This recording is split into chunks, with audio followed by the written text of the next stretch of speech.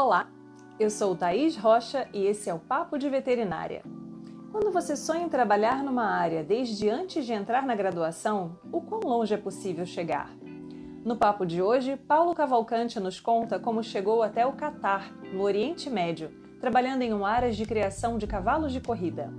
E qual foi a importância das boas relações, empenho e networking? Isso a gente te conta ao longo do episódio. E aproveitando que você está aqui, já se inscreve no canal, clica no sininho das notificações e curta o vídeo. E também nos siga nas redes sociais, no @professora Thaís Rocha, onde eu sempre aviso sobre os vídeos novos e tem mais conteúdo para você. Vamos juntos?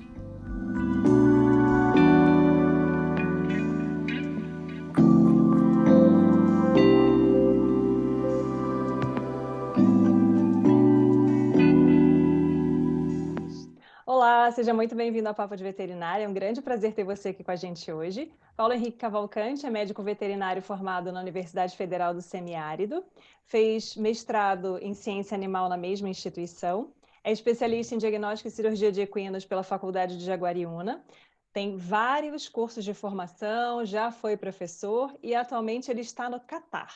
Então hoje o Paulo vai contar para a gente como é que foi essa trajetória aí até chegar a esse trabalho fora do território nacional.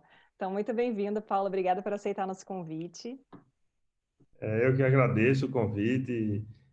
Acho que é sempre muito importante, principalmente para quem já foi professor e tem essa visão de estar passando os conhecimentos e estar passando alguns atalhos para os alunos, que eu acho que é de grande valia, né? Que quando nós éramos estudantes, nós desejávamos isso, de saber algumas experiências, de saber algumas trajetórias,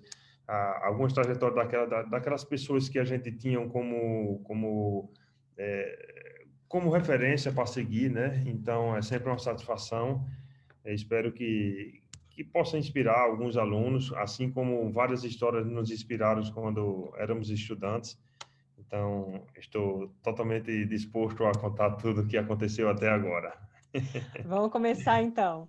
Você, durante a graduação, já tinha intenção de trabalhar com equinos ou foi algo que foi acontecendo ao longo do curso? É, Na verdade, a minha trajetória com equinos é bem antes da graduação. Meu pai, ele sempre criou cavalos e nutria nos filhos aquela paixão, né, como se, que os cavalos são capazes de despertar na gente, né? Então, eu quando tinha, acredito que 5 anos, 4 anos, 5 anos, comecei a montar a cavalo e acompanhava muito meus pais e eles gostavam muito de vaquejada e eu acho que com 7 anos, 8 anos, comecei a correr vaquejada, e aí foi só aumentando a admiração e o amor pelos cavalos. E quando cheguei para fazer vestibular, na época que eu fui fazer vestibular, os meus colegas sempre faziam assim, eu vou prestar vestibular para Direito na Universidade Estadual do Rio Grande do Norte, mas eu quero mesmo odontologia, mas como aqui não tem odontologia, a que eu mais gosto, eu vou tentar Direito, aí tentava odontologia num canto, Direito em outro, e saía procurando passar, na verdade, que era o maior objetivo. E eu cheguei para os meus pais e disse, não, eu quero fazer veterinária, e só tinha duas opções, só tinha na cidade, na cidade que eu morava, que é Mossoró, que eu sou natural de lá, que é a UFESA, e tinha a mais próxima era Patos, na Paraíba. Como eu não tinha estudado muito no ano do vestibular, eu disse, mãe, eu não vou gastar esse dinheiro indo para Patos, não, vou fazer só aqui na UFESA mesmo e seja o que Deus quiser. E tive a felicidade de passar, né, no primeiro vestibular. Comecei a cursar. A nossa faculdade, ela era uma faculdade, ainda é relativamente nova, um curso relativamente novo. Então, muitas coisas não aconteciam, né? E é tanto que na minha graduação toda eu só vi 3 atendimentos de cavalo. É até um pouco, eu não diria que vergonhoso, mas é um pouco como se fosse um descaso para quem realmente quer trabalhar com isso. Eu entrei em 2001, me formei em 2005. E nessa época, pelo menos no interior do Rio Grande do Norte, não se imaginava assim, não era tão fácil imaginar um profissional que trabalhasse só com cavalos, né? É tanto quando eu estava no 8º período, foi mudada a grade curricular, porque na minha grade curricular eu não paguei clínica médica de equinos, era clínica de monogástricos. E era clínica de monogástricos e clínica de ruminantes.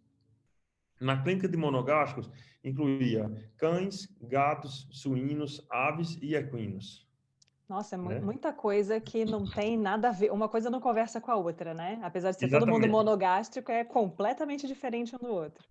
E o pior de tudo era que não é que era falha da professora, mas a professora era especialista em cães e gatos, né? Então, eu tive muitas coisas que, teoricamente, serviriam para me desestimular. É tanto que, quando eu saí da faculdade, eu não saí trabalhando com equinos, eu saí trabalhando com grandes animais. Trabalhei muito com bovinos, trabalhei muito com caprinos, ovinos, e até que eu comecei, durante a minha graduação, eu comecei a fazer estágios específicos. Acho que no 4º semestre, eu fiz um curso com um veterinário da Paraíba, doutor Zeno, uma das pessoas que se tornou referência para mim. E ele foi quem deu aquele clique. Ah, é isso que eu quero trabalhar. Ele trabalhava com grandes animais, mas ele tinha uma experiência, e tinha não, tem, né? Tem uma experiência e um conhecimento com equinos que era que eu ficava babando. Então, depois desse curso que eu fiz na graduação, eu disse, é isso com que eu quero trabalhar. E a partir daí, todas as minhas férias, eu procurava fazer estágios, né? A partir do 2º ano de faculdade, eu já não tive mais férias, porque eu usava minhas férias para fazer estágios com aqueles veterinários de referência, e foi nutrindo mais ainda a minha vontade de trabalhar com cavalos. Depois que eu me formei, comecei a fazer congressos, comecei a fazer especializações. Tive a grande satisfação de fazer a primeira especialização do IBVET, que era com diagnóstico e cirurgia de equinos. E a partir de então, assim, especialização para mim, além do conhecimento adquirido lá, é o que chamam hoje de networking, né? Essa proximidade com os profissionais, você se torna amigo das pessoas referência em cada área, né? E, além disso, é aquela troca de conhecimentos que tem nas especializações com os alunos também, com seus colegas de classe. Então, a minha primeira especialização foi feita em Natal, mas era relacionada com a Faculdade de Jaguariúna, e aí vinha gente do Rio Grande do Norte, vinha gente da Paraíba, vinha gente do Ceará, vinha gente praticamente da Bahia, de todo o Nordeste. Então, aquilo ali fez com que a gente crescesse muito profissionalmente, né? E a partir dali eu peguei gosto por especializações, curso de aprimoramento, e aí já não tinha mais na minha cabeça esse limite de fazer os cursos no Rio Grande do Norte, comecei a ir para São Paulo, enfim. E aí, como eu fui trabalhando com equinos, e a rotina ia aumentando cada vez mais, e aí eu comecei a deixar de lado os atendimentos dos grandes animais, né? Acho que passei a fazer só cirurgias emergenciais de bovinos, caprinos, ovinos, cesariana, ruminotomia. E chegou uma época que eu já não me sentia mais com honestidade de chegar para o proprietário e dizer, eu vou receber seu dinheiro para fazer isso, porque afinal não estou mais estudando já faz um certo tempo. E aí eu comecei a não mais atender ruminantes, né? Fazia cirurgia porque é, muita cirurgia é meio que um ato mecânico, é claro. Você tem que ter uma boa indicação, você tem que ter uma boa clínica para saber se aquela cirurgia tem que ser feita, ou está na hora certa para ser feita, mas eu sempre gostei muito de cirurgia também. Então, findei que com grandes animais, com bovinos principalmente, fazendo só a parte cirúrgica. E cada vez mais estudando para a clínica de equinos e tentando melhorar cada vez mais, coisa que a gente faz até hoje que não pode parar de forma nenhuma. Com certeza. Mas aí, Paulo, houve então, coincidindo com o seu tempo de formado, uma mudança do mercado na região que você trabalhava também, que você falou que na época da graduação, além do seu curso não oferecer as disciplinas mais específicas, que gera até uma certa frustração, que você já entrou com a expectativa de trabalhar com cavalo, e aí não tinha muito aquele encontro com as matérias, né, que aprofundassem mais esse conteúdo. O mercado no entorno da sua região onde você atuava também foi direcionando para equinos, ou não? Na Ou verdade, você mudou de região? não, não. Eu trabalhei durante, eu acho que foi de 2005, final, 2006 até 2012.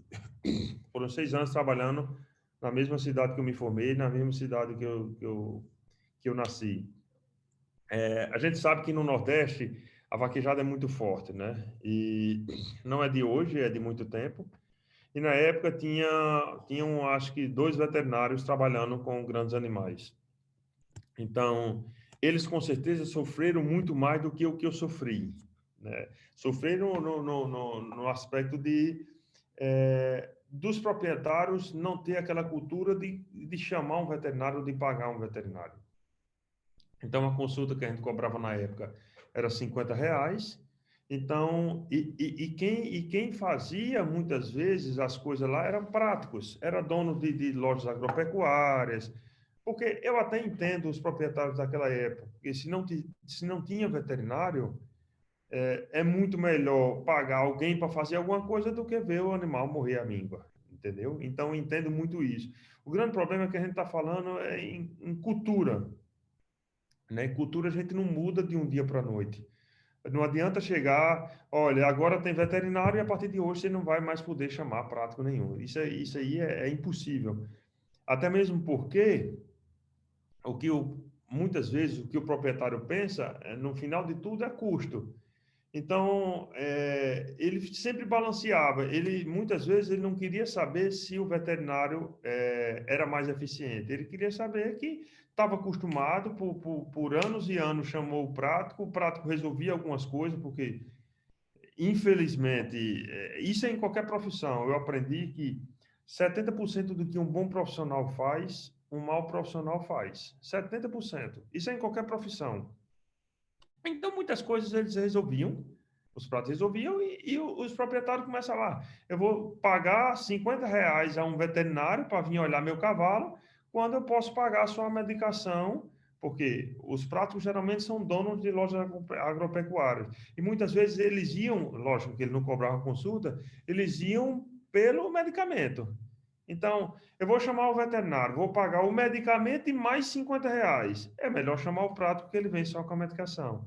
Então, a gente meio que sofreu um pouco com isso para tentar mudar a cultura dos proprietários, mas quando você trabalha honestamente, quando você trabalha com resultados, isso aí vai mudando aos poucos, vai mudando devagar, mas vai mudando. E em 2012, quando eu saí de lá, eu costumo sempre dar esse dado, porque é uma coisa foi uma coisa que me marcou muito, porque quando eu comecei a trabalhar era R$ 50. Para mim era muito dinheiro, porque na verdade eu nasci em berço de ouro. Isso aí eu tenho que confessar, porque meus pais ganhavam super bem. Só que eu tive a felicidade muito grande de meus pais nunca me darem dinheiro, não para mim, nem para meus irmãos. Eles souberam criar a gente com a melhor educação que tinha, com comida na mesa, enfim, com tudo de melhor, tudo de essencial melhor, mas nunca criaram a gente dando dinheiro.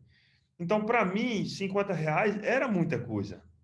Então, eu costumo sempre dizer que quando eu saí de Mossoró em 2012, eu tinha um orgulho muito grande porque eu cheguei a cobrar R$ 1.200 de atendimento, por 2 dias de atendimento num cavalo com cólica.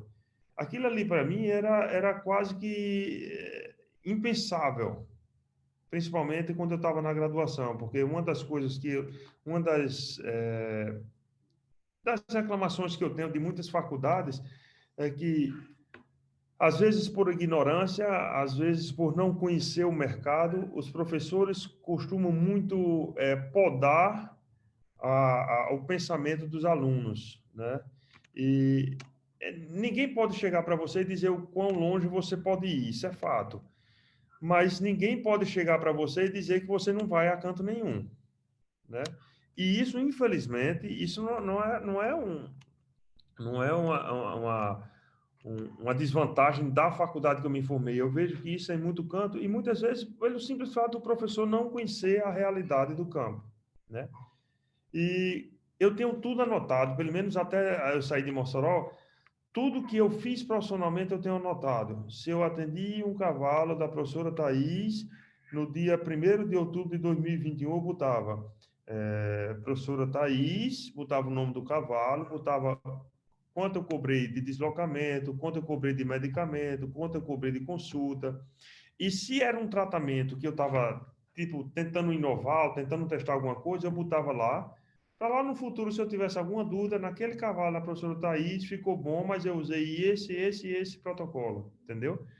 Então, quando eu saí de Mossoró, eu saí muito feliz, porque a gente conseguiu mudar muita realidade. Eu não digo Paulo, eu digo todos os veterinários que lá trabalhavam, né? E, lógico, o preço dos cavalos foram ficando absurdamente caros, os cavalos, porque eu me lembro quando eu era novo, um rapaz comprou um cavalo, se eu não estou enganado, de 11 mil reais. E naquela época foi o zum da cidade. Como é que uma pessoa tem 11 mil reais para dar num cavalo e tudo.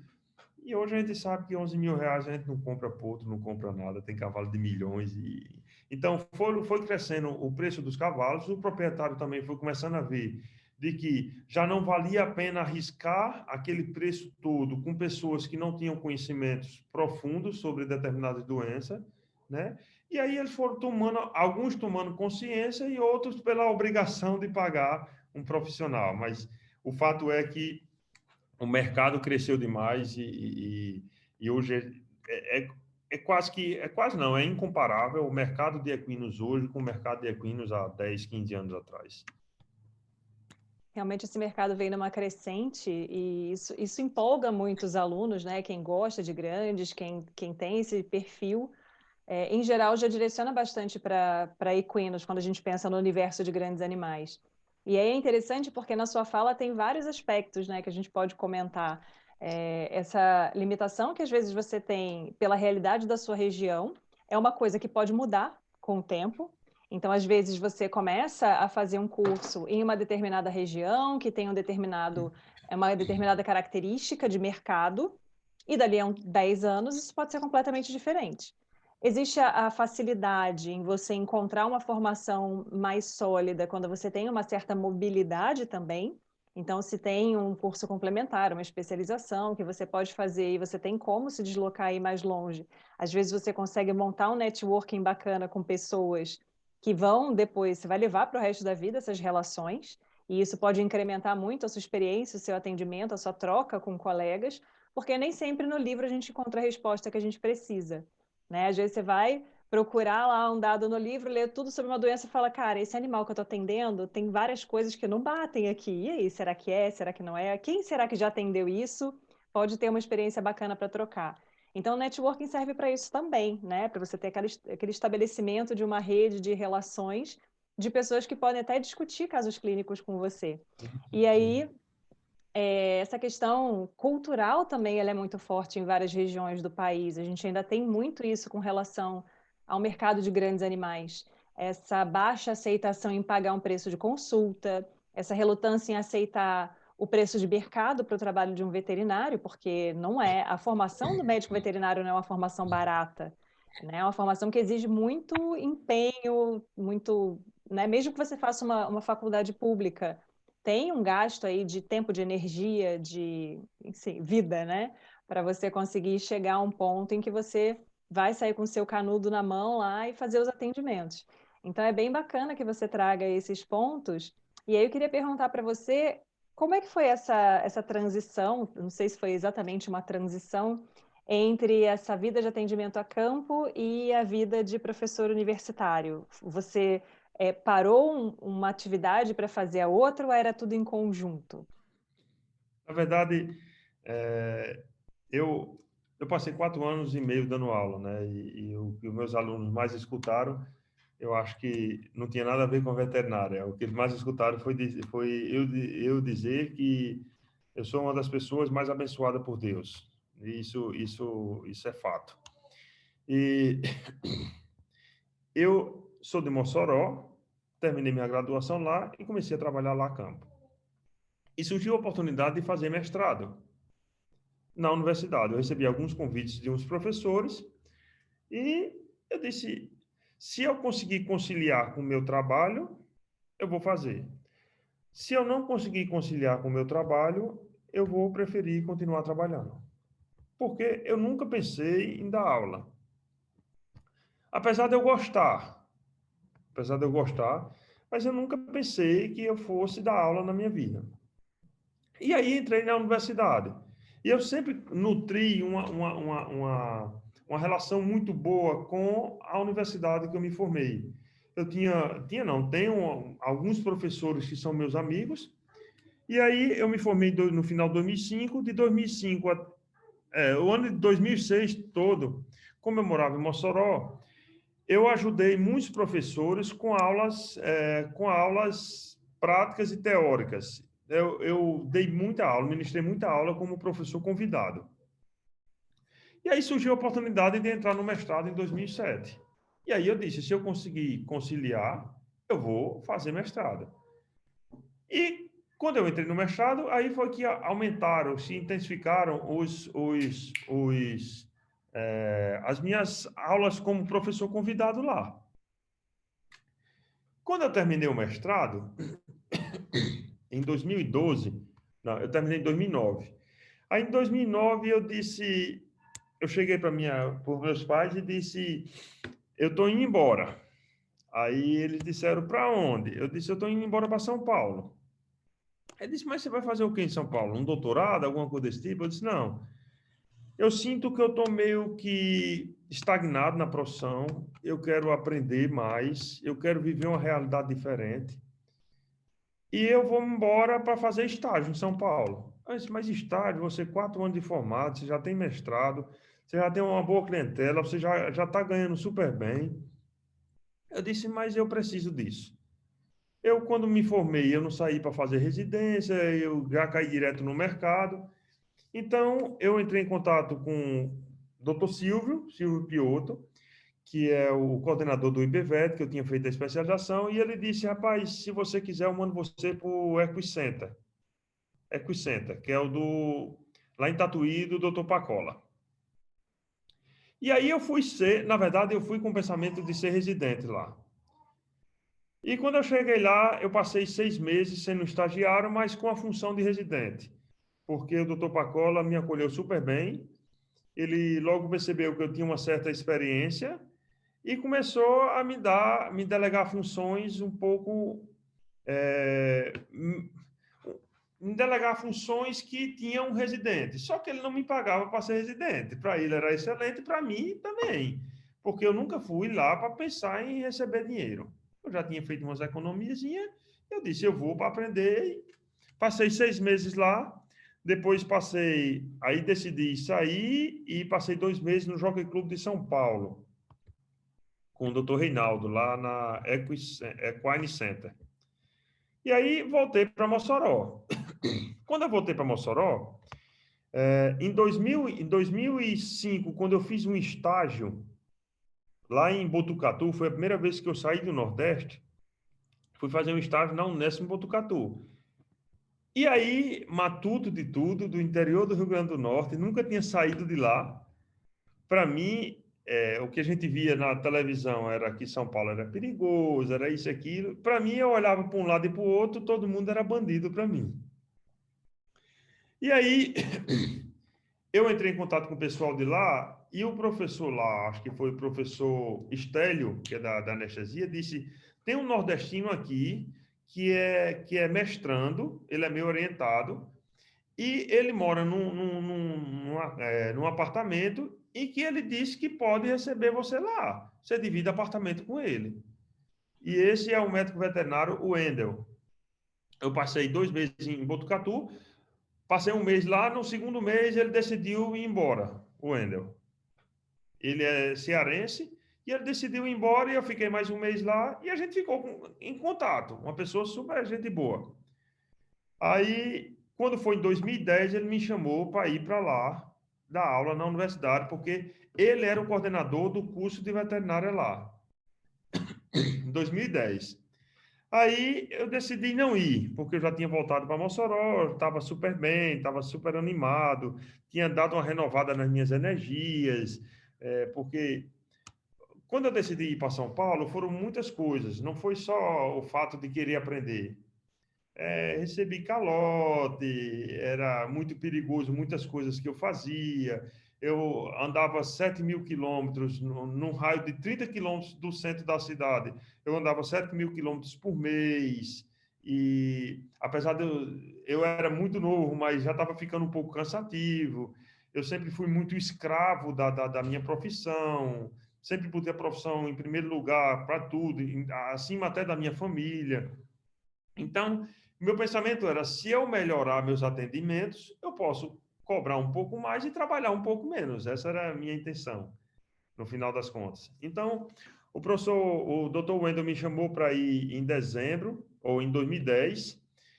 Eu recusei, porque estava super feliz, tinha acabado de voltar de São Paulo, Mas para onde ele chamou você, que eu não peguei? para ir para a universidade que eu fui em 2014, lá no Uninta, que era no Ceará, né, em Sobral. E ele era coordenador do curso de veterinária lá, ele passou 7 anos como coordenador.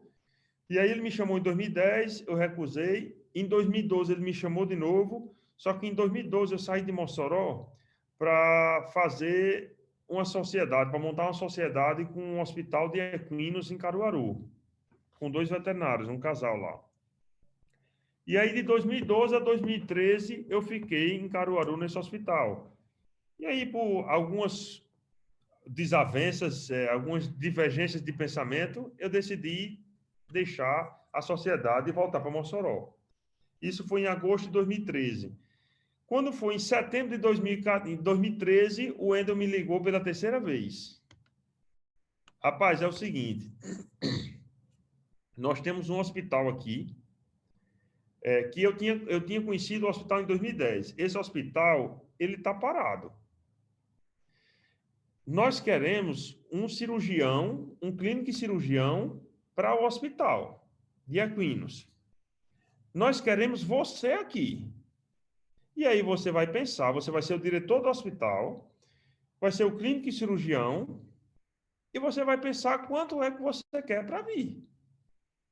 Porque ele já tinha me chamado 2 vezes, eu tinha recusado, e ele sabia que por aquele preço eu não iria, e ele disse: você pensa num preço, e esse é o preço que nós vamos pagar para você. Lógico, se der certo. Nessa época, quando eu cheguei em Mossoró de novo, de Caruaru, eu comecei a montar meu hospital na minha cidade, em Mossoró. Eu disse: agora chegou a hora de eu montar meu hospital e não sair mais de Mossoró. Doce ilusão.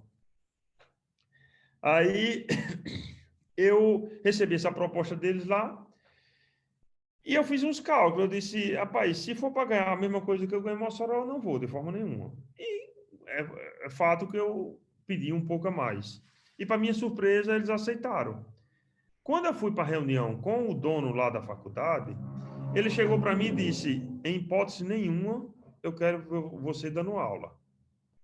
Você vai ser o diretor do hospital, responsável pela clínica e cirurgia de grandes animais, mas tem um professor de ruminantes que está vindo, que ele vai ficar responsável pelos ruminantes e você vai ficar responsável pelos equinos. Eu disse: está certo. Quando foi em 2014 que eu cheguei lá, o professor de equinos tinha pedido para sair. E aí o coordenador chegou para mim e disse: Paulo, eu queria saber qual a sua disponibilidade para dar aula, porque eu vi que você tem mestrado e faz todo o perfil da faculdade. Aí eu disse: o dono da universidade falou que não queria que eu desse aula de forma nenhuma. Mas se você conversar com ele e ele aceitar, pode ser. E aí foi conversado com o diretor, com o reitor da universidade, e ele disse: não, você vai agora, você pode pegar uma disciplina. Na verdade, eu peguei uma disciplina e meia, que era clínica médica de equinos e clínica cirúrgica de grandes animais. Só que a clínica cirúrgica de grandes animais ficou dividida entre o professor Paulo, que era de equinos, e o professor de ruminantes, que era o professor Moisés. Então, eu falava sobre as cirurgias de equinos e ele falava sobre as cirurgias de ruminantes. E aí eu fiquei de 2014 até 2018, foi do início de 2014 até julho de 2018, sendo professor. Era totalmente impensável para mim antes disso, antes de aparecer essas oportunidades. Mas, e assim, gosto muito de dar aula, é uma coisa fantástica. Infelizmente, na profissão de professor, o que você menos faz é dar aula, porque você perde muito tempo preparando aula, reunião de colegiado, enfim, são tantas outras coisas que o dar aula é o mínimo que o professor faz. E que é a parte mais prazerosa, eu acho, que todas as outras partes por trás da aula, burocrática, para mim, é muita dor de cabeça. É aquele trabalho que Mas ninguém vê, né? que ninguém vê, mas é super importante, a gente sabe disso, é importantíssimo, é preciso e é o que dá mais dor de cabeça. É por isso que hoje, mais ainda, admiro mais ainda os professores, sem sombra de dúvida. É bacana porque a gente vai vendo na sua trajetória uma questão de não parar, tá sempre indo atrás de mais conhecimento, de uma formação melhor, de uma atuação, mas dentro daquela sua expectativa, e não ficou ali paralisado no lugar, né? Foi para São Paulo, fez estágio, aprendeu bastante, voltou. Eu dei 4 anos de aula lá em Botucatu como professora substituta, e é uma instituição fantástica também. E São Paulo é um grande centro de referência, né, para a formação de profissionais na área de veterinárias. O mercado é muito grande, muitos hospitais, então acaba tendo uma estrutura bacana. E aí essa sua guinada para a aula por meio de convite também, né? Você está dentro ali de uma atuação que você é capaz de fazer, você tem uma formação, você tem mestrado, você já gostava, e isso acabar se encaixando na sua vida. Então, eu acho que para muitos professores, essa questão de a docência aparecer no momento da vida e não ser necessariamente um plano, se é uma coisa que acontece, é também comum. Não é todo professor que, né, nasceu com o giz na mão ali falando, ah, meu sonho é ser professor. Muitos deles acabam encontrando essa atuação aí pelo meio do processo. Eu costumo sempre dizer, assim, eu sempre gostava de escutar, acho que todo professor gosta de escutar o relato dos alunos, principalmente daqueles que já passaram pela sua disciplina, porque se você escuta relatos dos alunos que estão na disciplina ou que vão ainda para a disciplina, pode ser que sejam relatos que não sejam tão verdadeiros, estejam com segundas intenções. Mas eu sempre gostava de escutar o feedback dos alunos. E eu sei disso. Na verdade, eu nunca fui aquele professor que era muito fechado com livros, muito fechado com os conhecimentos, dos livros, porque eu acho que a maior vantagem das minhas aulas, eu sempre tive uma coisa na minha cabeça, a diferença entre uma boa aula e a leitura de um bom livro. Eu sempre perguntava isso em aula. E na minha concepção, eu sei muito pouco de cão e gato. Minha esposa é veterinária, ela trabalha com pequenos animais, então algumas coisinhas eu escuto ela conversar e dá para aprender, mas eu sei muito pouco. Porém, se você me pedir para que eu ministre uma aula de parvovirose, por exemplo, eu posso dar uma lida em 2, 3 literaturas, pegar artigos novos e posso dar uma boa aula. Isso é fato. Porém, todo o conhecimento que eu passar naquela aula vai ser único e exclusivamente o que está nos livros. Então, não vai ter diferença nenhuma entre um aluno assistir a minha aula ou ele ler os livros e os artigos que eu li. Vai ter uma diferença. Vai ter muitas coisas nos livros, nos artigos que eu não consegui assimilar, que eu não vou conseguir passar. E que se ele for nessas fontes, ele vai aprender coisas mais do que se assistir minha aula. O grande pulo do gato, a grande coisa que os alunos gostavam, é que eu dizia na minha aula muitas coisas que não estão em livros, que eu adquiri durante 10, 12 anos de formação e de trabalhar a campo. Que isso é uma coisa que é bacana demais. Você assistir uma boa aula é você aprender com o professor aquelas coisas que ele não tem capacidade ou não encontra em livro nenhum. Isso é que é o mais bacana. Então, eu sempre digo, tinha professores que eram espetaculares. Você chegava na aula dele e ficava babando, entendeu? Com tanto conhecimento, com tanto domínio, com tanta ciência. E tem professores que você admira a outra parte. lógico, é impossível você pensar numa docência sem conhecimento, então foi a fase que eu mais estudei, sem sombra de dúvida. Nenhum professor quer chegar numa sala de aula sem dominar o assunto, isso é fato, mas eu tentava passar aquilo que eles não conseguiriam achar em livros. Ah, o livro fala assim, assim, assim, assado, mas se você fizer desse jeito, você pode ter esses problemas que o livro não fala. Isso eu aprendi muito com o doutor Armento Tomásia, né, lá de Botucatu. Para mim, um dos divisores de água da medicina equina no Brasil. Acho que existe a era antes do Dr. Armen e pós Dr. Armen, né? E nas palestras dele, o que é que ele mais faz? Eu fui para uma palestra dele que ele falou só sobre os erros que ele fez durante a sua trajetória.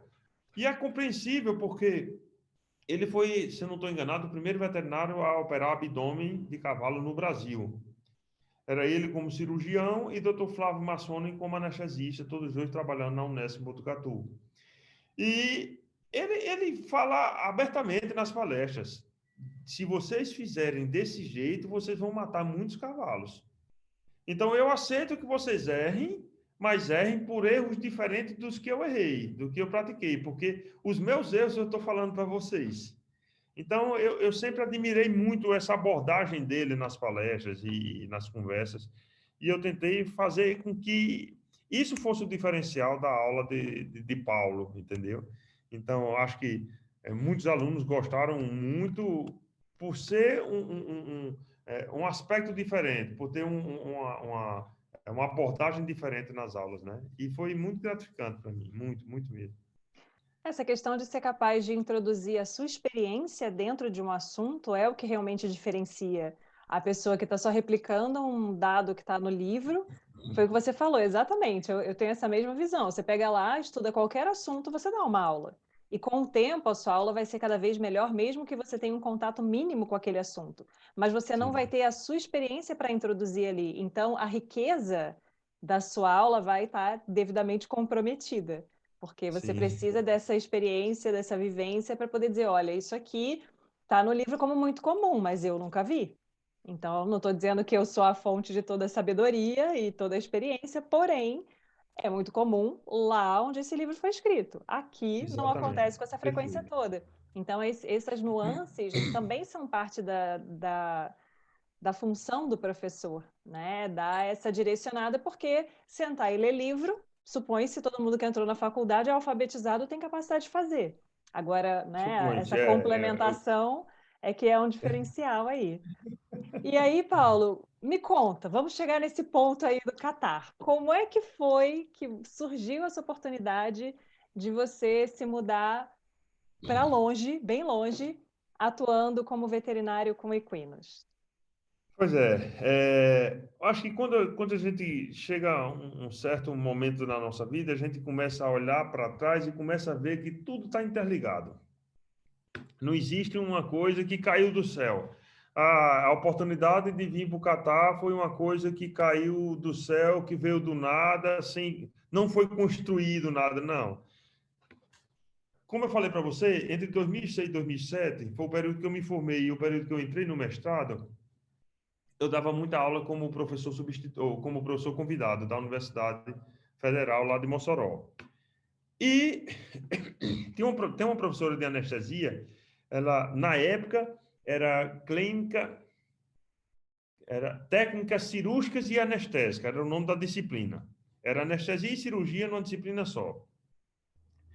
E aí ela pegava final de semana, ia para uma fazenda, e que nessa fazenda que elas já haviam programados, tinha lá vários animais para fazer cirurgia, discórnia cirúrgica, castração, herniorrafia, de grandes animais. E eu tenho uma afinidade, uma proximidade muito grande com essa professora e eu comecei a ministrar essas aulas práticas para ela. A gente saía, tipo, numa sexta-feira, com o ônibus da universidade, com os alunos, e aí, no sábado de manhãzinha, nós já estávamos lá, passava o sábado todo em operando, o domingo, muitas vezes, amanhã operando, e voltava no domingo à tarde para Mossoró novamente. E aí eu fiz isso durante vários semestres. e dava muita aula e tudo. E um desses alunos, na verdade, um casal, eles entraram na universidade, um é de Angicos, no interior do Rio Grande do Norte, e é a menina doutora Isabelle, doutor Heron de Angicos, doutora Isabelle de Mossoró. E assim que eles entraram na universidade, eles começaram a namorar. E passaram a universidade toda, o curso todo namorando. E eles foram, na verdade, meio estagiários, porque eu dei muita aula para eles. E quando eles tinham um tempo vago, eles ligavam para mim e se tornaram meus amigos, e eles começaram a ser meus estagiários, a andar comigo, a me acompanhar. Eu nunca gostei de muitos estagiários, principalmente quando eu morava em Mossoró, porque por vários motivos. Primeiro motivo, eu não tinha hora. Eu saía de casa, como eu falei, eu comecei a trabalhar com grandes animais, então eu trabalhava muito com vacaria. E aí, às vezes, eu saía de casa de 4h30 da manhã, de 4 horas da manhã, e não tinha horário para chegar em casa de forma nenhuma. Meu compromisso era com a profissão, né? E geralmente o estagiário reclama, é isso, é aquilo, o horário não bate com o seu, aí você tem que esperar o estagiário chegar na sua casa, enfim. Eu nunca gostava muito, a não ser aqueles alunos que eu sabia que tinham um compromisso muito grande. E os dois, tanto o Heron como a Isabelle, foram meus estagiários, andaram muito comigo. Eles se formaram em 2011. Em 2012, eles formaram em 2010. Em 2010. Em 2011, Isabelle foi fazer residência em reprodução em Botucatu. Heron prestou a prova, só que ele não passou. E aí ele foi fazer residência no Equicenter, onde eu tinha ido em 2009, com reprodução de equinos. E eles passaram o 2011 todo, um fazendo em Botucatu, residência em Botucatu com reprodução, e outro em Tatuí, com reprodução de equinos. Quando eles estavam para terminar a residência, Heron, essa central de reprodução de Botucatu, ela é muito relacionada com o mundo todo, que é o doutor Zezé. E aí foram atrás de um veterinário que trabalhava, que era residente lá, que era residente junto com Heron. Um fotógrafo aqui do Aras do Al-Shakab, que era brasileiro, ele deu como referência esse veterinário que estava fazendo residência lá em Tatuí. E esse veterinário recusou a proposta e disse: rapaz, eu não vou. Só que eu tenho um colega aqui, que é muito bom, que possa ser que ele vá. E aí a proposta passou para Heron. E Heron foi e disse, quando a proposta chegou para ele, disse, na verdade, a gente quer 2 veterinários que trabalhem com reprodução de equinos. E aí ele pensou logo, eu e minha noiva. E foi desenrolando, ele ligou para mim nesse dia, eu lembro demais que ele ligou para mim, ele disse, Paulão, ele me chama de Paulão.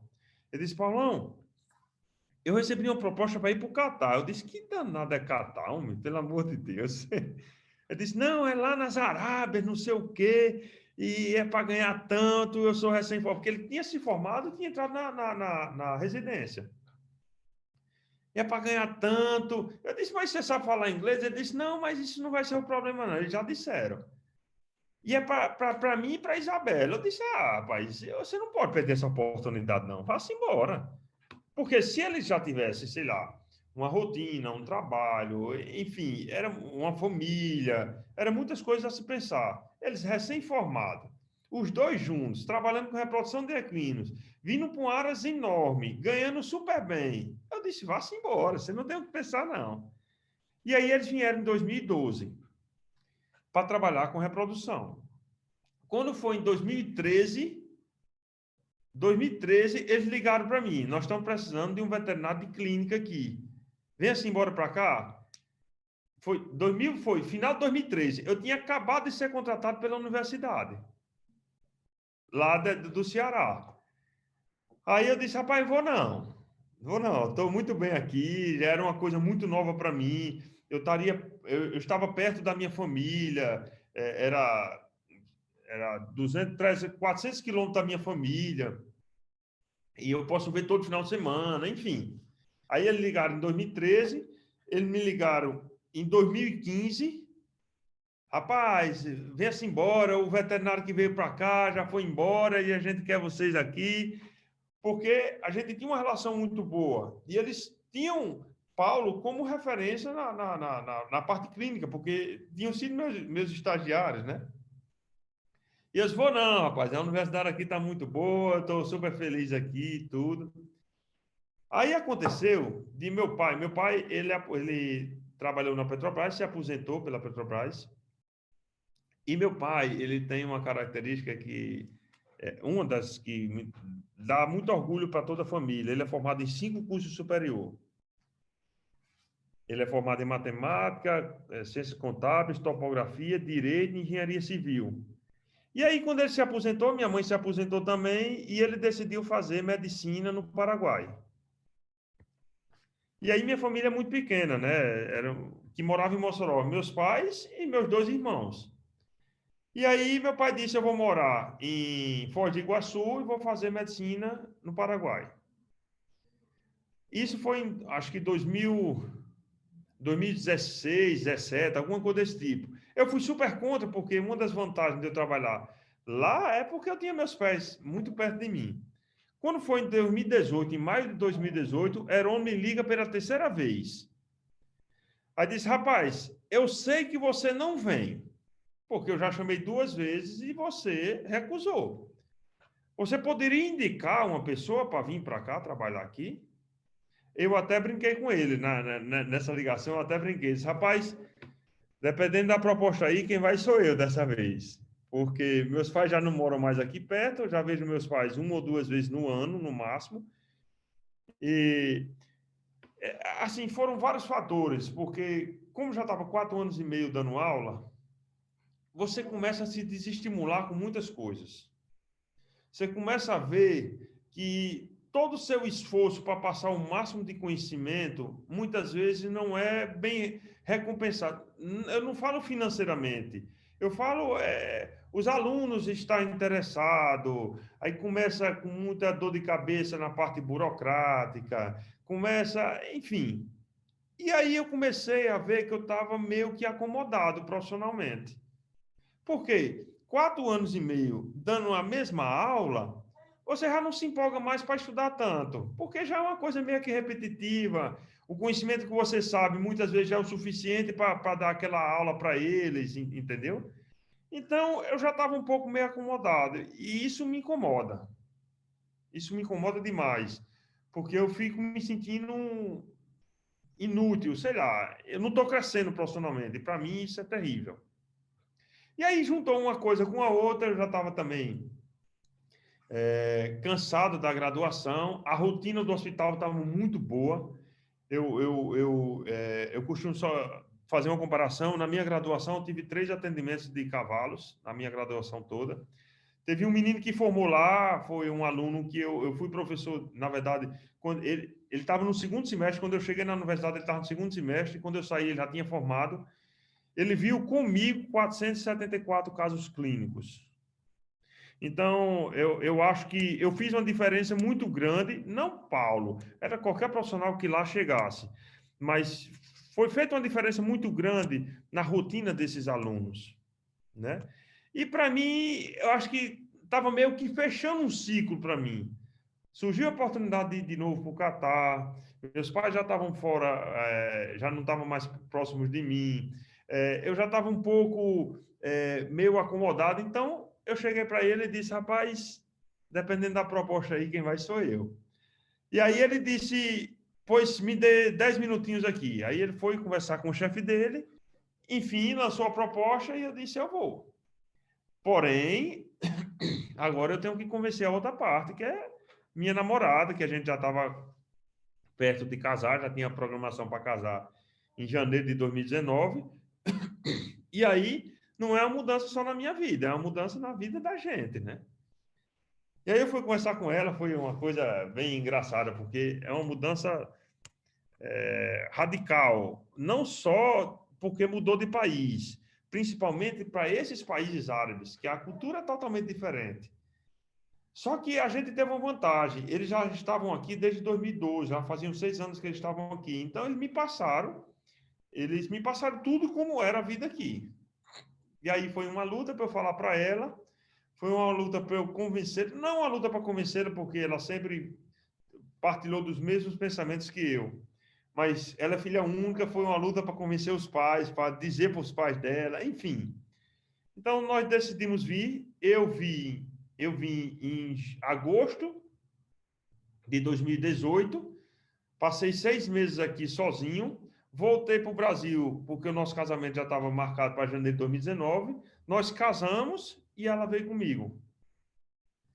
Veio comigo, assim, sem ter nenhum emprego aqui, mas graças a Deus e graças à competência dela, ela hoje é muito bem empregada, trabalha no hospital de pequenos animais aqui, é muito satisfeita, excelente profissional, não é porque é minha esposa não, mas excelente profissional, é referência, sim. E estamos aqui até hoje, desde 2018. Na verdade, eu passei 2 anos trabalhando com esses meus colegas lá no Al-Shaqab, que é o Aras do governo, que é o Aras do EMI, que é é o rei do Catar, né? Se procurar na internet, é Al-Shaqab, é uma coisa que é inimaginável, muitas vezes. É meio que, não é uma fazenda, é meio que uma indústria de cavalo. É meio que surreal. Passei 2 anos lá, e aí veio toda a questão do coronavírus, e teve alguns probleminhas lá também. E eu saí do Al-Shaqab, e há um ano atrás, justamente hoje está fazendo um ano, que eu estou trabalhando numa fazenda de cavalos de corrida, que é uma fazenda muito grande também, é uma fazenda espetacular. Sem sombra de dúvida, nesse ano, que está fechando hoje, foi o ano de maior aprendizado profissional que eu tive, de maiores desafios que eu tive profissionais. E foi o ano que eu mais cresci profissionalmente, sem sombra de dúvida. Então, já fazem 3 anos que nós estamos morando aqui, e veio o nosso bebezinho esse ano para brindar toda essa nossa conquista e toda a nossa vida, todos os planos que a gente fez desde o momento que a gente decidiu vir para cá.